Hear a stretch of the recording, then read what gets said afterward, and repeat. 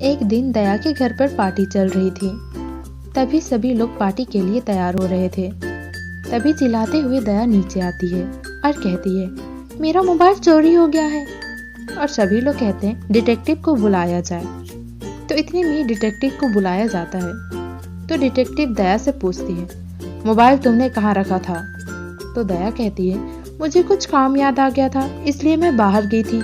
तभी मैंने मोबाइल को अपने रूम के टेबल पर रख दिया था। तो डिटेक्टिव पूछती है, जब तुम बाहर गई थी तब पार्टी में कौन कौन लोग मौजूद थे?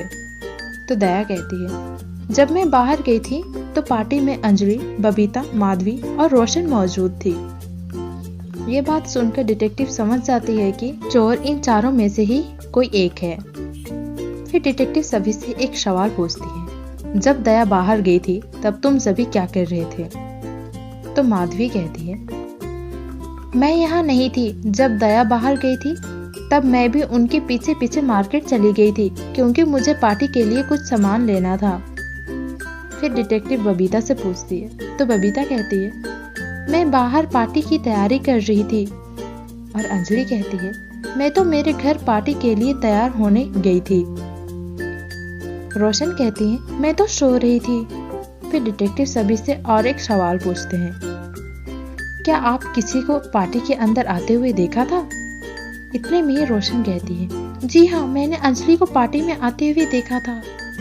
फिर उसके बाद डिटेक्टिव को समझ आ जाता है कि चोरी किसने किया है।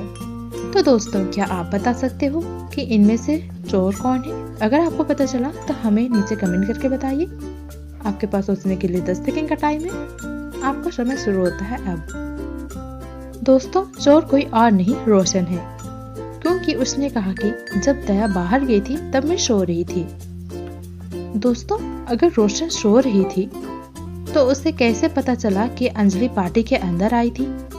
ये बात सुनकर डिटेक्टिव समझ जाती है कि रोशन ही चोर है। तो दोस्तों, आप हमें कमेंट करके बताइए आपको आंसर जानने में कितने समय लगे थे।